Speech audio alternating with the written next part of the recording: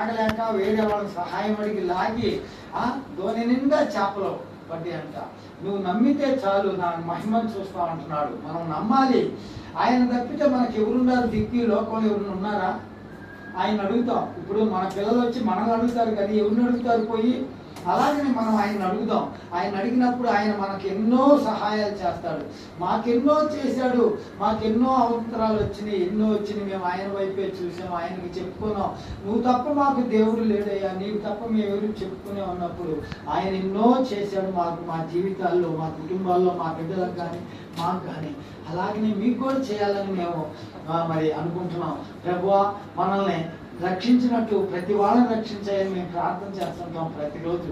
మా ఇంట్లో ఎవరింట్లో వాళ్ళు కూర్చొని కోడలు కొడుకులు మేము అందరం చేస్తుంటాం. ఎందుకంటే మన ధర్మం అది, మనం చేయాలి, అందరం బాగుండాలి. ఏమీ చేస్తుంటాం లేదు. ఈ లోకంలో బ్రతుకున్నంత వరకు మనం ఆయన్ని స్తుతించి ఆయన్ని ఆరాధిస్తే ఆయన మనకి ఎన్నో రకాలుగా మనకి మేళ్లు చేస్తాడు. కనుక ప్రియమైన దేవుని బిడ్డలారా, మీరు నమ్మండి. నమ్మితే మీకు సమస్తం కూడా మీకు సాధ్యమవుతాయని చెప్తున్నాడు. కనుక ఇక్కడ చూడండి, యోహాను సువార్త 11వ అధ్యాయము 39-40 వచనాల్లో లాజరు చనిపోయినప్పుడు వాళ్ళు మార్తా మరియా అంటున్నారు, అయ్యా ఈయన చనిపోయి 4 రోజులైందయ్యా, బూడ్చి పెట్టావయ్యా, ఇంకెక్కడ బ్రతుకుతాడయ్యా అన్నప్పుడు ఆయన అద్భుత కార్యం చేస్తాడు. చూడండి, ఇక్కడ చూడండి, లూకా సువార్త, యోహాను సువార్త, యోహాను సువార్త 11వ అధ్యాయము 39-40 వచనాలు చదివితే అక్కడ చెప్తున్నారు, యేసు రాయి తీసేడని చెప్పగా చనిపోయిన వారి సహోదరి అయిన మార్తా, ప్రభువా అతడు చనిపోయి 4 దినములైనది కనుక ఇప్పుడు వాసన కొట్టుదని ఆయనతో చెప్పింది. అందుకేసు నీవు నమ్మిన యెడల దేవుని మహిమను చూస్తామని చెప్పాడు. నేను చెప్పడం లేదా అని అనేను. అంతటా వారు ఆ రాయి తీసివేసి యేసు కన్నులు పైకెత్తి, తండ్రి నీవు నా మనవి వినినందున నీకు కృతజ్ఞతాస్తుతులు చెల్లిస్తున్నానని, ఎల్లప్పుడూ నా మనవి వినుచున్నామని నేను ఎరుగుదునని, గాని నీవు నన్ను పంపితివని చుట్టూ నిలిచి ఉన్న ఈ జనసమూహం నమ్మునట్లు వారి నిమిత్తము ఈ మాట చెప్పితినని ఆయన అలాగు చెప్పి లాజరు బయటికి రమ్మని బిగ్గరగా చెప్పినట్లా చనిపోయిన వాడు కాళ్ళు చేతులు ప్రేత వస్త్రములతో వెలుపలికి వచ్చాను. చూడండి ఎంత గొప్ప విషయం. మీరు నమ్మితే చాలు. 4 రోజులు చనిపోయిన మనిషి ఎట్లా ఉంటాడు? వాసన వచ్చింది. ఆమె కూడా ఇదే అన్నది, అయ్యా నువ్వు వచ్చినట్టే నా తమ్ముడు బతికేవాడే, నువ్వు రాలేదు కనుక చనిపోయి 4 రోజులు అయిందయ్యా, సమాధి చేశావయ్యా అంటే, లేదు మార్తా, నువ్వు నమ్మిన యెడల నా మహిమను చూస్తామన్నారు. అప్పుడు తీయమనంటే తీసి నాకు రాయి తీసిన తర్వాత లాజరు బయటికి రమ్మని ఒక్క మాట మాట్లాడితే ఆ పేద వస్త్రాలతో లేచి వచ్చాడు. ఎంత గొప్ప విషయం చూడండి. 4 రోజుల నాడు చనిపోయిన మనిషి వచ్చాడు అంటే మరి నమ్మారా నమ్మలేదా? వాళ్ళందరూ నమ్మారు. ఈయన నిజమైన దేవుడు ఈయనే అని చెప్పి వాళ్ళందరూ కూడా ఎంతగానో నమ్మారు, వాళ్ళు విశ్వసించారు. కనుక ప్రియమైన దేవుని బిడ్డలారా, ఇక్కడ చూడండి ఇంకొక మాట చెప్తున్నారు. ఆయన మాటలు విని ఆశ్చర్యపోయారంట. యోహాను సువార్త 7:46లో చూస్తే ఆయన మాటలు చూసి అందరూ ఆశ్చర్యపోయారంట. ఎందుకు ఆశ్చర్యపోయారో చూడండి, ఇక్కడ 7:46 యోహాను సువార్త.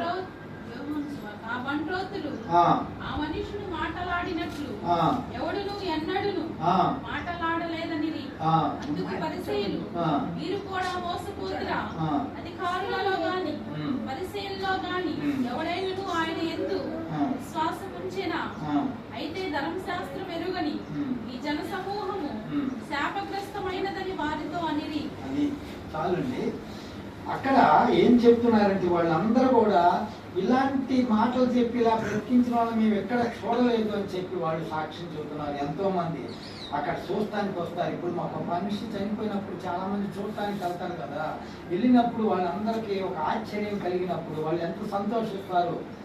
ఒక ఆశ్చర్యం కలిగినప్పుడు మనం సంతోషిస్తాం కదా, అలాగనే ఇక్కడ కూడా ఆయన ఎంతగానో ఆయన చెప్పిన మాటలకి మేము ఎక్కడా చూడలేదని చెప్పి చెబుతున్నారు. తర్వాత చూడండి మత్తయి సువార్త 7వ అధ్యాయము 7-8 వచనాలు చదివితే, అడుగుడి మీకు ఇవ్వడం, నీవు ఏది అడిగినా కూడా ఇస్తానంటున్నాడు ఆయన. ఇక్కడ చూడండి 7వ అధ్యాయము 7వ వచనం 8వ వచనం చదివితే అక్కడ మనం అడుగుడి మీకు ఇయ్యబడును, అడుగుడి మీకు ఇవ్వబడును, వెతుకుడి మీకు దొరుకును, వెతుకుడి మీకు దొరుకును, తట్టుడి మీకు తట్టుడు మీకు తీయబడును, అడుగు అడుగు ప్రతివానికి పొందును, వెతుకువానికి దొరుకును, తట్టువానికి తీయబడును, తట్టువానికి తీయబడును. మీలో ఏ మనుషుడైనా తన కుమారుడు తన్ను రొట్టెని అడిగిన వానికి రాతినిచ్చునా, చేపను అడిగిన పామునిచ్చునా, మీరు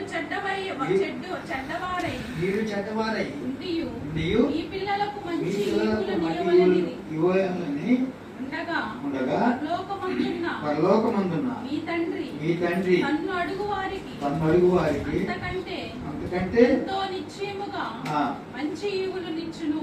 అది చూడండి ఇక్కడ చెప్తున్నాడు, మీరు నా నామంలో నన్ను ఏం అడిగినా నేను చేస్తాను అంటున్నాను. మరి మనం అడగకపోతేనే కదా ఆయన ఏం చేస్తాడు. నీకు ఒక సమస్య వచ్చింది, ఆ సమస్యను మనం అడగాలి. ప్రభువా నాకు ఈ సమస్య వచ్చిందయ్యా, నేనేం చేయాలయ్యా, నన్ను కాపాడయ్యా, నా కుటుంబాన్ని దీవించయ్యా, నన్ను దీవించయ్యా అన్నప్పుడు నువ్వు అడిగితే చేస్తాడు. ఇప్పుడు పిల్లోడు అయ్యా నాకు ఇది కొనిపెట్టమన్నప్పుడు నువ్వు రొట్టెను కొనిపెట్టమంటే నువ్వు రాతిని ఇస్తావా? ఇవ్వవు కదా నీ బిడ్డకి. అట్లాగనే ఆయన కూడా ఆయన బిడ్డలో కనుక మనం ఏది కూడా మనం అడిగినా కూడా ఆయన కాదనడు, ఆయన ఇస్తాడు. అయితే నమ్మాలి, మనం నమ్మితే నువ్వు నా మహిమను చూస్తావు అంటున్నాడు. ప్రియమైన దేవుని బిడ్డలారా, మరి ఇక్కడ చూడండి ఒక మాట, ద్వితీయోపదేశ కాండంలో 28వ అధ్యాయం 1వ వచనంలో చదివితే ఆశీర్వాదాలు మనం ఎట్లా వస్తాయో అనేది అక్కడ చెప్తున్నాడు. చూడండి 28:1 నుంచి చదువమ్మా. ఆశీర్వాదాలు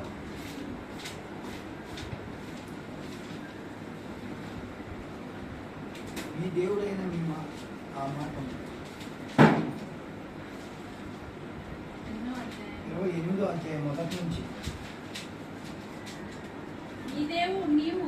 నీవు ఈ దేవుడైన యెహోవా మాట శ్రద్ధగా విని నేడు నేను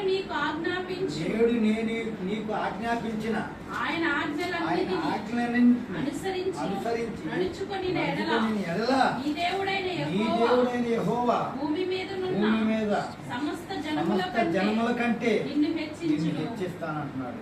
చూడండి, నువ్వు ఆయన మాట నిన్ను హెచ్చిస్తాడు. వినకపోతే ఇప్పుడు ఈ పిల్లలు ఉన్నారు, ఈ పిల్లలు ఒక మాట చేతి వింటే వాళ్ళు ఆశీర్దించారు. వినకపోతే మనం ఏం చేస్తాం? మనం ఏమీ చేయలేం. ఆయన అదే చెబుతున్నాడు, నీవు నా మాట వింటే నువ్వు ఆశీర్దించబడతావు అంటున్నాడు. ఏమైనా దేవుని బిడ్డలారా, అప్పుడు ఆయన చెబుతున్నాడు, నువ్వు పొలంలో దీవించబడతావంట, నీ మేకలు, నీ దుక్కిజెద్దులు, నీ పశువులు, మేక మందలు అన్ని కూడా దీవించబడతాయి. ఈ దేవుడైన యెహోవా మాట వినిన ఎడల ఈ దీవెనలన్నీ నీ మీదకి వచ్చి నీకు ప్రవర్తించును. నీవు పట్టణంలో దీవింపబడతావు, పొలంలో దీవింపబడతావు, నీ గర్భఫలము, నీ బహుఫలము, నీ పశువుల మందలు, నీ దుక్కిటెద్దులు, నీ గొర్రె మేకల మందలు దీవింపబడును. నీ గంపయు నీ పిండి పిసుకు నీ తొట్టియు దీవింపబడును. నీవు లోపలికి వెళ్ళినప్పుడు దీవించబడతావు, వెలుపలికి వచ్చినప్పుడు దీవించబడతావు. చూడండి ఎంత గొప్ప విషయం. చూడండి, నీవు దీవించబడాలంటే నువ్వు ఆయన మాట వినాలి. ఆయన మాట విన్నప్పుడు నీవు దీవించబడతావు. నీవే కాదు, నీ కుటుంబం దీవించబడిద్ది. నువ్వు వెలుపలికి వెళ్ళినప్పుడు కూడా నువ్వు దీవించబడతావు. అందరూ కూడా నిన్ను చూసి ఎంతగానో ఇదిగా చేస్తారు. లోపలికి వచ్చినప్పుడు దీవించబడతావు అన్నాడు. అయితే ఆయన మాట వినాలి. ఎవరైతే ఆయన మాట వింటారో ఆయన మనం దీవిస్తారు. ప్రియమైన దేవుని బిడ్డలారా, ఇంకొక మాట చూడండి. ఇప్పుడు లాజరు చనిపోయిన 4 రోజుల చనిపోయిన లాజరుని లేపాడే. మరి హెజ్కేల్ గ్రంథంలో ఉంటుంది, 37వ అధ్యాయంలో ఉంటుంది. అక్కడ ఎప్పుడో యుద్ధాలు చేసుకొని కొట్టుకొని చచ్చిపోతే ఎక్కడ చిల్లా కొల్లాలుగా ఎముకలన్నీ పడిపోతే ఆ ఎముకలన్నీ కూడా యేసు ప్రభు అన్నాడు తీసుకెళ్ళి అక్కడికి ఈ ఎముకలన్నీ బ్రతుకుతీయ్యా అన్నాడు. బ్రతుకుతీ అంటే నాకేం తెలుసు ప్రభు నీ చిత్తం అంటాడు. అన్నప్పుడు ఇవన్నీ నేను చెప్పినట్టు చెప్పు బ్రతుకుతీ అన్నప్పుడు చెప్పినప్పుడు లెక్క శక్తి కాదు జనమయ్యారు అక్కడ. చూడండి ఏజ్కేల్ గ్రంథం 37 అధ్యాయంలో ఉంటుంది. యెహోవా హస్తము నా మీదికి వచ్చెను.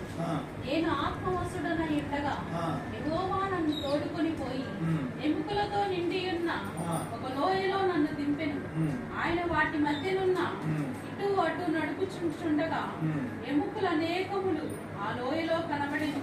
అవి కేవలం ఎండిపోయినవి.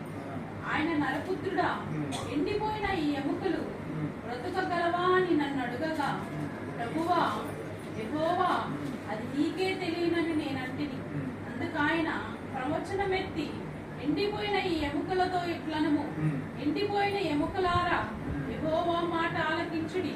ఈ ఎముకలకు ప్రభువైన యెహోవా సెలవిచ్చినదేమనగా, మీరు బ్రతుకున్నట్లు నేను మీలోనికి జీవాత్మను రప్పించుచున్నాను. చర్మము కప్పి మీకు నరములనిచ్చి మీ మీద మాంసము పొదిగించి చర్మము మీ మీద కప్పెదను. మీలో జీవాత్మనుంచగా మీరు బ్రతుకుదురు. అప్పుడు నేను యెహోవానై ఉన్నానని మీరు తెలుసుకొందురు. ఆయన నాకిచ్చిన ఆజ్ఞ ప్రకారము నేను ప్రవచించుచుండగా గడగడమను ధ్వని ఒకటి పుట్టెను. అప్పుడు ఎముకలు ఒకదానితో ఒకటి కలుసుకొనెను. నేను చూచుచుండగా నరములను మాంసమును వాటి మీదికి వచ్చెను. వాటిపైన చర్మము కప్పెను. అయితే వాటిలో జీవాత్మ ఎంత మాత్రము లేకపోయింది. అప్పుడు ఆయన, నరపుత్రుడా, జీవాత్మ వచ్చినట్లు ప్రవచించి ఇట్లనుము, ప్రభువుకు యెహోవా సెలవిచ్చినదేమనగా, జీవాత్మ నలుదిక్కుల నుండి వచ్చి హతులైన వీరు బ్రతుకున్నట్లు వారి మీద ఊపిరి విడువుము. ఆయన నాకు ఆజ్ఞాపించినట్లు నేను ప్రవచింపగా జీవాత్మ వారిలోనికి వచ్చెను. వారు సజీవులై లేచి లెక్కింప సఖ్యము కాని మహాసైన్యమై నిలిచిరి. ఒక్కళ్ళు కాదు ఇద్దరు కాదు, ఎంతమంది అయితే చనిపోయారో లెక్కింప చక్యం కాని మహాసైన్యం అయ్యారంట. ఒక్క మాటే ఆయన చెప్పింది. ప్రియమైన దేవుని బిడ్డలారా, మనము ఏం జరిగిద్దిలే అని మాత్రం ఎప్పుడూ అనుకోకూడదు. నాకు జరిగిద్ది, నువ్వు చేస్తావు ప్రభా. నిన్న నేను మరి ఆ ఊరు వెళ్ళి వస్తున్నా. అక్కడ ఏడుగుండ్ల పాడులో ప్రార్థనకు పిలిచారు. పిలిస్తే పోయాను, వాక్యం చెప్పాను, సాక్ష్యం చెప్పాను, పాటలు పాడాను. అయిపోయిన తర్వాత ఇంటికి వద్దాం అనుకుంటే సుశీంద్ర అన్నాడు. వాళ్ళు కారు తీసుకొచ్చారు. అన్న సాయంత్రం కూడా మా దగ్గర ఉందన్న, సాయంత్రం కూడా చెప్పుకున్నా బాగుంటుంది అన్నారు. సరే నా కారులో తీసుకొని వెళ్ళారు. అక్కడికి వెళ్ళిన తర్వాత 8 గంటల కన్నా 9:30కి అయిపోయింది, గంటన్నరేనన్నా అన్నారు. సరేనని పోయాం. మరి నాకే ఇచ్చారు సాక్ష్యం, పాటలు అన్నీ ఇచ్చారు. అక్కడ వాళ్ళందరూ కూడా చాలా సంతోషపడ్డారు. అక్కడ నుంచి ఆ రాత్రి ఆడ పోతున్నాను. తెల్లారి వాళ్ళ అబ్బాయి బండి ఎక్కించుకొచ్చి నన్ను త్రోవగుంటలో దించితే త్రోవగుంటలో బస్సు ఎక్కి వేటపాలెం వచ్చా.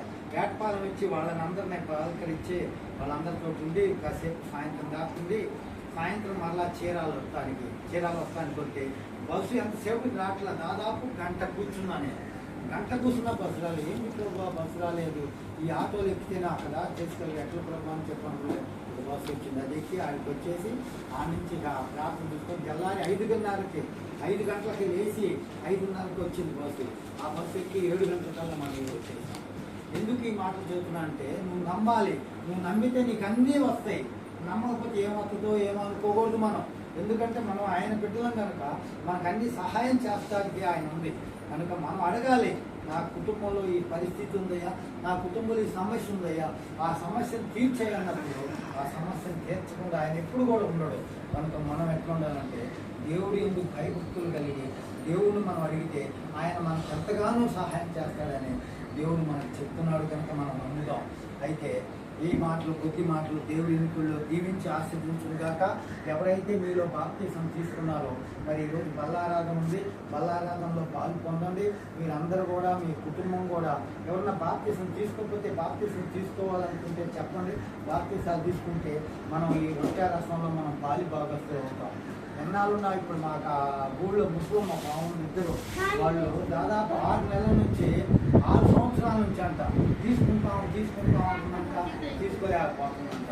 అన్ని సమస్యలు ఉన్నాయని చెప్పంటుంటే నేను చెప్పాను తీసుకున్న బాప్తిసం తీసుకుంటాను, తీసుకోలేదు తెలియలేదు, నేనే ఇటు వెళ్తున్నాను, నాకు ఈ పనులు సరిపోతుంది. కనుక మీరు ఎవరైనా సరే బాప్తిసం తీసుకున్న వాళ్ళు ఇది మీరు తీసుకోండి. దేవుడు మిమ్మల్ని మీ కుటుంబాన్ని ఆశీర్వదిస్తాడు. అబ్బాయి